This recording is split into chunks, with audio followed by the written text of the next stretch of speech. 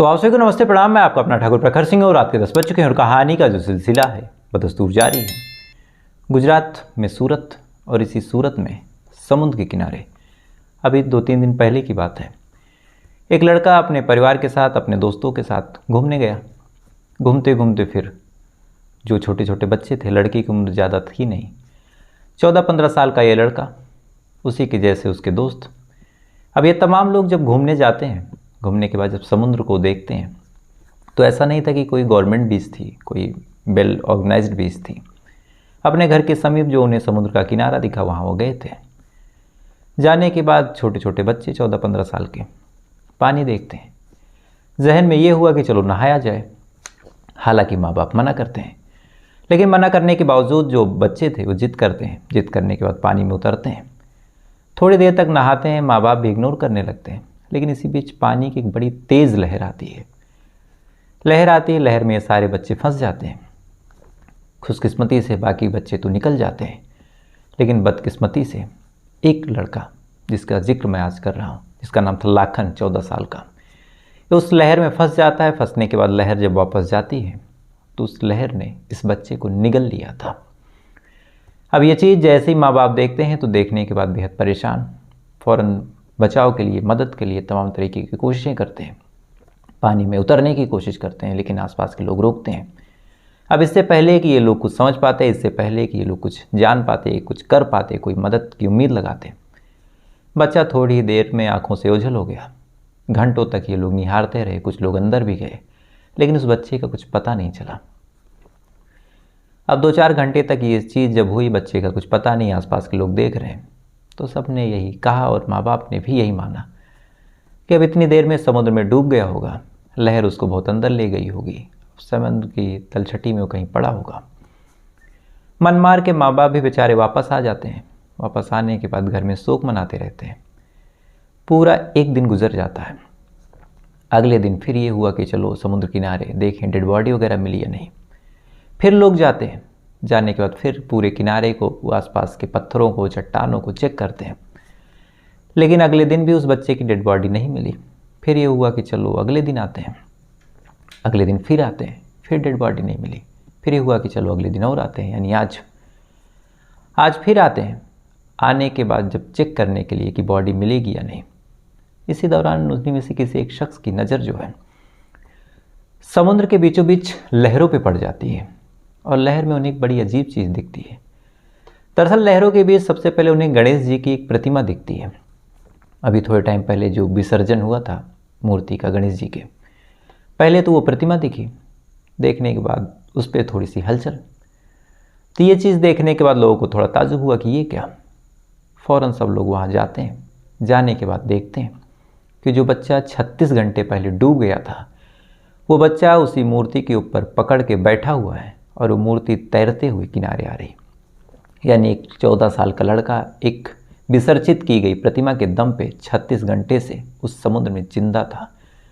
अब उस बच्चे को बचा लिया गया। उसके बाद फिर घर वालों के तो एक तरह से खुशी का कोई ठिकाना ही नहीं।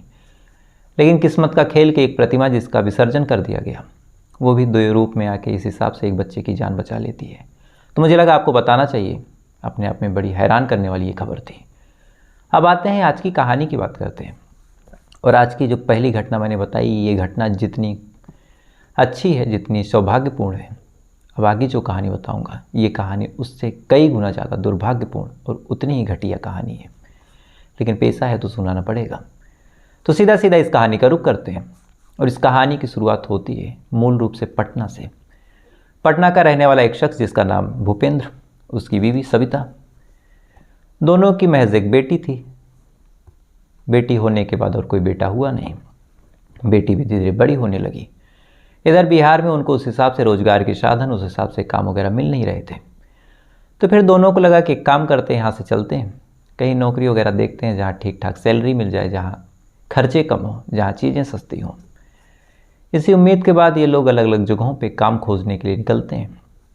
कभी दिल्ली जाते हैं, कभी मुंबई जाते हैं, कभी कहीं और जाते हैं। साल दर साल इधर उधर भटकते रहते हैं, लेकिन उस हिसाब से कहीं कोई काम इनको मिला ही नहीं। अलग अलग जगह पे जाते हैं। जाने के बाद काम वगैरह करते हैं, लेकिन बात कुछ ज़्यादा बनी नहीं। वक्त गुजरता रहा। इसी दौरान इनको किसी ने कहा कि अगर आप झारखंड जाएं तो झारखंड में जो टेल्को सिटी है वहाँ पे प्रोडक्शन वगैरह ज़्यादा होता है, तो हो सकता है कि वहाँ पे आपकी बात बन जाए। अब ये चीज़ जैसे ही माँ बाप सुनते हैं, चाहे वो भूपेंद्र प्रसाद हो चाहे सविता हो, तो नहीं लगा कि चलो ठीक है वहीं चलते हैं। उसके बाद इधर उधर भटकने के बाद ये लोग फाइनली इसी जो झारखंड का जमशेदपुर है वहीं पे एक थाना लगता है टेल्को थाना, वहीं पे जाके बस जाते हैं। बसने के बाद दोनों मियाँ बीवी अब नौकरी की तलाश में निकलते हैं। किस्मत का खेल कि बढ़िया नौकरी दोनों को मिल गई। उसके बाद घर में पैसे भी आने लगे। मियाँ बीवी दोनों कमाने वाले, तो खर्चा भी ज़्यादा नहीं था। दोनों लोग काम में बिजी रहते थे, तो कहीं जाने आने का कोई ज़्यादा मतलब नहीं, तो ऐसे भी ऊपरी कोई खर्चा नहीं। सारी चीज़ें बिल्कुल ठीक चलती रही। दोनों की आमदनी भी बढ़ती रही, दोनों की सेविंग्स भी बढ़ती रही। पैसे के दम पे इन्होंने एक घर ले लिया, वहीं पे बाकायदे लोग बस गए। इधर बेटी भी धीरे धीरे बड़ी हो गई। वक्त के साथ साथ उसकी परवरिश हुई, उसकी शिक्षा हुई। शिक्षा होने के बाद बेटी भी अब 14-15 साल की। सारी चीज़ें बिल्कुल ठीक ठाक चल रही, घर में पैसा है, सब कुछ है। लेकिन इसी बीच एक तारीख आती है, और ये तारीख इस पूरे परिवार के लिए एक कलंक और एक बुरे सपने से कम नहीं होगी। और वो तारीख थी 7 अगस्त साल 2022, यानी आज से ठीक 1 साल पहले की ये बात है। 7 अगस्त साल 2022 को दोनों पति पत्नी यानी भूपेंद्र प्रसाद और सविता इत्मीनान से अपनी बेटी के साथ खाना वगैरह खाते हैं। खाना वगैरह खा के सो जाते हैं।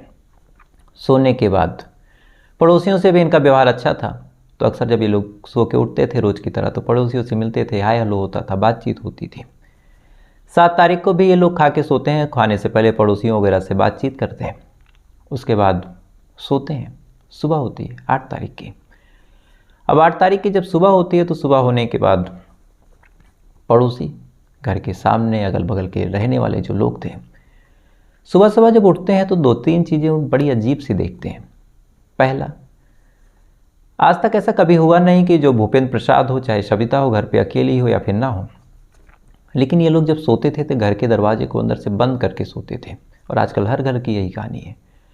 लेकिन 8 तारीख को पता नहीं ऐसा क्या था कि सुबह सुबह जो लोग उठे तो देखते हैं कि घर का दरवाज़ा खुला हुआ है।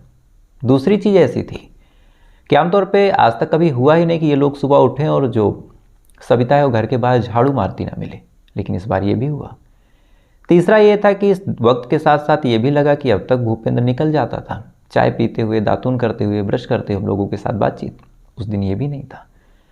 तो एक तो घर का दरवाज़ा खुला, ऊपर से घर में कोई दिखा नहीं, तो फिर कहीं ना कहीं पड़ोसियों को चिंता हुई कि कहाँ गए ये लोग। तो चेक करने के लिए कि ये लोग कहाँ गए, ठीक हैं कि नहीं ठीक है, कोई दिक्कत तो नहीं, जो पड़ोसी थे वो घर के अंदर अब दाखिल होते हैं। सबसे पहले आंगन में जाते हैं, उसके बाद कमरे की तरफ, और जैसे ही कमरे की तरफ जाते हैं तो जाने के बाद जो कुछ देखते हैं उसे देखने के बाद इन लोगों की पैरों तले ज़मीन खिसक जाती है। अंदर कमरे में बुरी तरीके से खून फैला हुआ था। जो भूपेंद्र था उसके सर में एक बड़ा सा छेद था, ऐसा ही कुछ छेद सविता के भी अंदर था, और जो बेटी थी वो गायब थी। फ़ौरन ये देखने के बाद सारे लोग बाहर आते हैं, पुलिस को इत्तला करते हैं। अब पुलिस सुनने के बाद वो भी भागी भागी पहुंची। फ़ौरन चेक किया गया कि ये लोग जिंदा हैं या नहीं, बचने के कोई चांस है नहीं। तो जब चेक किया गया तो पता चला कि दोनों लोग मर चुके हैं। अब ये चीज़ जैसे ही पुलिस वाले देखते हैं तो देखने के बाद अजीब तरीके की मशक्क़त। पहला कि 2 लोग मर चुके हैं, लेकिन तीसरी सबसे बड़ी दिक्कत ये थी कि 14-15 साल की एक लड़की जो उस घर में रहती थी वो गायब है। तो कहीं ऐसा तो नहीं कि कोई ऐसा आया और इन दोनों को मारा, और मारने के बाद उस लड़की को लेके भाग गया, फिर उसके साथ कुछ अश्लील हरकत कर दी, या फिर उसको किडनैप कर लिया, या फिर क्या मामला है। एक तरफ जहाँ इस केस को सुलझाना था, वहीं दूसरी तरफ उस लड़की को भी बचाना था। लोगों में भी तरह तरह की बातें होने लगी कि लड़की को जो बदमाश आए थे लेके चले गए, लड़की के साथ कुछ गलत करेंगे, उसको मारेंगे, पीटेंगे, उसके साथ रेप करेंगे, हो सकता है बेच दें। तो पुलिस वालों को भी दिक्कतें थी, लेकिन इधर क्राइम सीन पे भी कुछ करना था, केस को सुलझाना था। तो पुलिस वालों ने एक तरफ तो अब लड़की के बारे में पता करना शुरू किया, साथ ही जो क्राइम सीन था अब उसको बाकायदा चेक किया कि क्या हुआ होगा, क्या कोई सबूत मिल सकता है, क्या कोई गवाह मिल सकता है, यहाँ कोई क्लू है क्या। तो सबसे पहले तो पुलिस वालों ने उस दोनों लाशों को बाकायदा चेक किया, पॉकेट वगैरह को टटोला कि कुछ मिल जाए ऐसा। साथ ही फिर उस पूरे क्राइम सीन को बाकायदा तलाशा। तो जो भूपेंद्र प्रसाद था, यानी जो पिता था, उसकी जो डेड बॉडी थी वो बिस्तर पे इस हिसाब से पड़ी थी कि नीचे तक पहले गद्दा था, उसके ऊपर लाश थी और सर के ऊपर फिर तकिया। तो फिर पुलिस वालों ने जब तकिया हटाया उसके बाद बॉडी को अपने कब्जे में लेने की कोशिश की, तो इसी दौरान खून से भीगा हुआ एक लेटर मिलता है। अब लेटर मिला तो देखने में अजीब, फ़ौरन उसको खोला गया। खोलने के बाद फिर पढ़ा गया लेटर। तो लेटर में जो कुछ लिखा था वो मैं आपको वर्ड टू वर्ड बताता हूँ। लेटर में लिखा था कि मेरे माँ को ये शक था कि मेरे पिता का मेरी बड़ी मम्मी से नाजायज़ संबंध है। इसी बात को लेकर मेरी माँ और मेरे पिता के बीच आए दिन झगड़ा होता था। ऐसा ही झगड़ा कल भी हुआ। झगड़े में मेरे पिता ने मेरी माँ का कत्ल किया। एक तो मेरी माँ निर्दोष, ऊपर से कत्ल। ये चीज़ मुझे बर्दाश्त नहीं हुई। मैंने फ़ौरन हथौड़े से अपने पिता का कत्ल किया है। लेकिन अब मेरे माँ मेरे बाप दोनों नहीं हैं, तो फिर जी के ही क्या करूँगी, इसलिए मैं भी जा रही हूँ आत्महत्या करने। अब ये लेटर जैसे ही पुलिस वाले पढ़ते हैं तो इसे पढ़ने के बाद पहले तो पुलिस वालों के पैरों तले ज़मीन खिसक गई कि ये क्या, एक लड़की जिसकी माँ का कत्ल हुआ, उसके गुस्से में उसने पिता का कत्ल कर दिया। कत्ल करने के बाद फिर वो भी जा रही सुसाइड करने। तो कहाँ, जल्दी से जल्दी अब उस लड़की को बचाना भी था। प्रयास यही था कि लड़की सुसाइड करे, इससे पहले उसको पकड़ लिया जाए। तो पुलिस वालों ने फिर खोजबीन शुरू की। इधर घर तक खबर पहुंच गई, पटना तक। वहाँ के रिश्तेदार, बाकी खानदान के लोग वो भी बेचारे पहुँचे भागे भागे। पहुँचने के बाद तब तक बॉडी पोस्टमार्टम के लिए जाती है। पोस्टमार्टम के लिए जाने के बाद फिर अब सारा मामला क्लियर था कि सबसे पहले जो पिता है उसने माँ का कत्ल किया, फिर पिता का बेटी ने कत्ल किया। कत्ल करने के बाद वो चली गई सुसाइड करने। लेकिन फिर यहीं एक सवाल अटक गया कि अगर सुसाइड करने गई तो कहाँ गई, और गई तो अब तक कहीं डेड बॉडी या फिर कहीं ऐसी कोई चीज़ मिली क्यों नहीं। अब यही एक सवाल था जो पुलिस वालों को सुलझाना था। लिहाजा पुलिस वालों ने अब उस लड़की को खोजने का, उसको पकड़ने का सिलसिला तेज किया। साथ ही अब परिवार वाले जब आए थे तो उन्होंने भी पूछा कि क्या कुछ हुआ था, क्या कुछ नहीं। तो पुलिस वालों ने बताया कि ऐसा एक लेटर मिला, साथ ही ऐसी चीज़ें हुई, आपकी बेटी ने कुछ बताया है। तो उस लेटर को जब परिवार वालों के सामने रखा गया, जो बुआ की लड़की थी, आकांक्षा शायद नाम था, बाकी और लोग, तो जब उनके सामने लेटर रखा गया तो लेटर पढ़ने के बाद जो लड़की थी आकांक्षा, वो कहती है कि नहीं, ये तो मेरी बहन की राइटिंग है ही नहीं। अगर ये राइटिंग है तो इस हिसाब से वो लिखती भी नहीं, इतनी शुद्ध हिंदी और ऐसी चीज़ें वो नहीं लिखती। कटपीट के भी निशान थे। तो ये भी था कि मेरी बहन इतनी गलती भी नहीं करती। तो कहीं ऐसा तो नहीं सर कि ये लेटर जो है किसी ने ज़बरदस्ती लिखाया हो। अब ये चीज़ जब उस लड़की ने बोला तो इसे सुनने के बाद पुलिस वालों को भी लगा कि हाँ, ये तो हो सकता है, क्योंकि अब तक अगर लड़की सुसाइड करने गई तो बॉडी मिली क्यों नहीं। तो कहीं ऐसा तो नहीं कि कोई ऐसा बदमाश आया जिसने माँ बाप का कत्ल किया, कत्ल करने के बाद बेटी को किडनैप किया, साथ ही उसके हाथों से, या फिर वही बन के ये लेटर लिखवाया ताकि पुलिस वाले खोजबीन ना करें और वो लड़की के साथ गलत कर सके। अब ये थ्योरी जब सामने आई तो फिर पुलिस वालों की भी हवाइयाँ उड़ी। ये हुआ कि भैया खोजो कौन था। साथ ही अब तक पोस्टमार्टम रिपोर्ट आ गई, और पोस्टमार्टम रिपोर्ट में जो डेथ इंजरी थी, यानी मौत जिस वजह से हुई है, जैसी चोट की वजह से, जब उसका पूरा पैरामीटर बताया गया कितनी गहरी चोट है पिता के सर पे और यहाँ, तो फिर ये भी लगा कि इतनी गहरी चोट एक 15 साल की 14 साल की लड़की कैसे मार सकती है। तो ये तमाम सवाल ऐसे थे जो कहीं ना कहीं उस लेटर को, उस सुसाइड नोट को अब फेक प्रूव कर रहे थे। तो फिर इसका इलाज क्या था। तो पुलिस वालों ने फिर अलग अलग इलाकों में दबिश डाली, आसपास के लोगों से पता किया, तो कुछ चीज़ें पता भी चली। साथ ही किस्मत का खेल कि 3 दिन के अंदर उस लड़की को एक जगह से, एक इलाका है बिरसा नगर, वहाँ से एक लड़के के साथ गिरफ्तार कर लिया गया। गिरफ्तार करके जब थाने लाया गया तो लाने के बाद जब तबीयत से पूछताछ हुई तो फिर पूछताछ में पूरी कहानी निकल के सामने आई। और वास्तव में जो पहला शब्द मैंने कहा था कि ये कहानी बेहद घटिया कहानी है, तो कहीं ना कहीं वो कहानी जो उन्होंने बताई वो बेहद घटिया कहानी थी। दरअसल जब इन लोगों से पूछताछ किया गया तो लड़की ने तो अपना नाम बताया, लेकिन अब चूंकि लड़की नाबालिग 14-15 साल की तो उसका नाम तो नहीं ले सकता। लेकिन जो उसके साथ एक शख्स था, लड़का कहें या फिर पुरुष कहें, क्या कहें, 37 साल का सलील, यानी पिता की उम्र 42 साल थी उस लड़की की, और वो लड़का जो था उस लड़की के साथ, वो माँ की उम्र 34 साल थी, सविता की माँ से 3 साल बड़ा। सलील उस लड़की को पसंद करता था, दोनों एक दूसरे के साथ काफ़ी वक्त गुजार चुके थे, दोनों में दोस्ती हो गई थी। दोनों में जब प्यार हुआ, प्यार होने के बाद अब साफ शब्दों में अगर कहें तो एक 37 साल का लड़का एक 14 साल 15 साल की लड़की से प्यार क्यों करेगा। इधर इसकी शादी वगैरह भी होने वाली थी, शादी का कोई चांस भी नहीं था दोनों का, उम्र में दुगने से ज़्यादा का गैप। फिर भी सलील कुमार जब इस लड़की को देखता है तो देखने के बाद इस लड़की को अपने प्यार के जाल में फंसाता है। लड़की भी उसकी तरफ बुरी तरह आकर्षित होने के बाद दोनों एक दूसरे के साथ अब जीने मरने की कस्में खाने लगे। लेकिन अब लड़की 14 साल की थी, तो ना तो वो कहीं किसी होटल में जा सकते थे, ना ही कोई रूम उन्हें मिल रहा था। इधर परिवार वाले भी रोक टोक ज़्यादा कर रहे थे कि दोनों मिल सकें या ना मिल सकें। तो ऐसे हाल में फिर उस लड़की ने एक आइडिया दिया और कहा कि मेरे पिता जो हैं, अगर एक कमरा खाली है, उनसे अगर बात करो उस कमरे को किराए पे लेके तुम वहीं रहने लगो, तो हम दोनों एक ही छत के नीचे रहेंगे, किसी को कानो कान खबर नहीं होगी, रात में दिन में जब चाहेंगे तब मिल लेंगे। दोनों को आइडिया समझ में आ गया। सलील चला जाता है और इसी भूपेंद्र प्रसाद से बात करता है। बात करके कहता है कि मुझे आपके यहाँ कमरा चाहिए, कीमत आप चाहे जो बोलो। अब पैसे की बात जैसे आती है तो कहीं ना कहीं भूपेंद्र भी फिसलता है, कमरा किराए पे दे देता है। अब एक 37 साल का प्रेमी उसी के घर में अपने 14 साल की गर्लफ्रेंड के साथ एक तरह से लिव इन में रह रहा।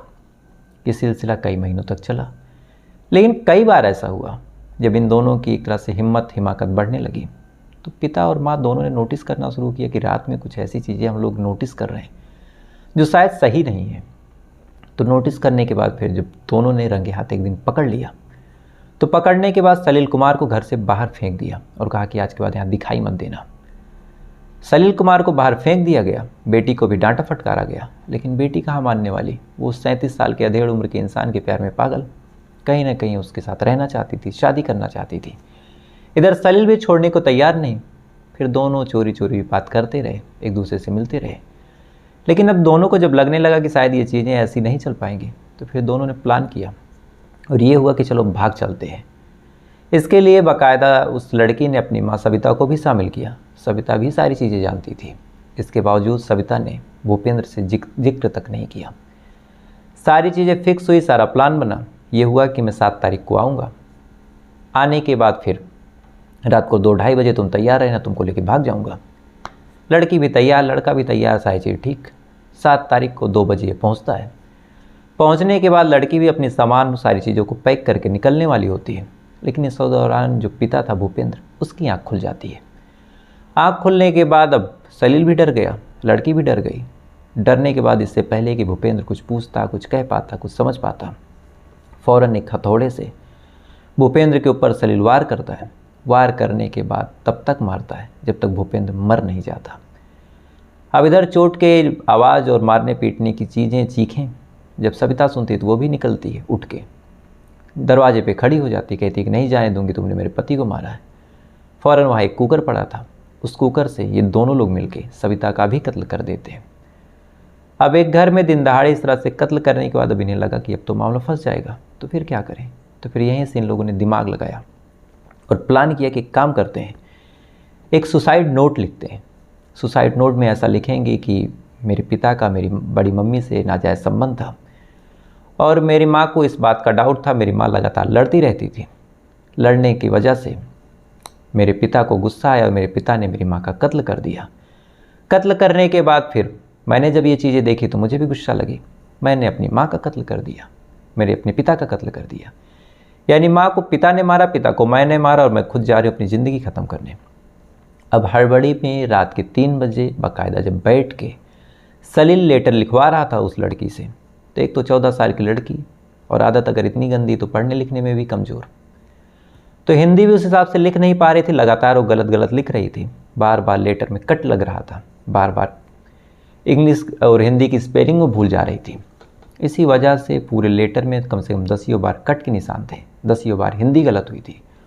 और ये चीज़ उस लड़की की बहन भांप जाती है और वो कहती है कि साहब या तो ये लेटर मेरी बहन ने नहीं लिखा है, और अगर लिखा है तो किसी ने उसे ज़बरदस्ती लिखवाया। चूँकि ज़बरदस्ती में ही कोई लड़की या फिर कोई शख्स इतनी हिंदी गलती करता है।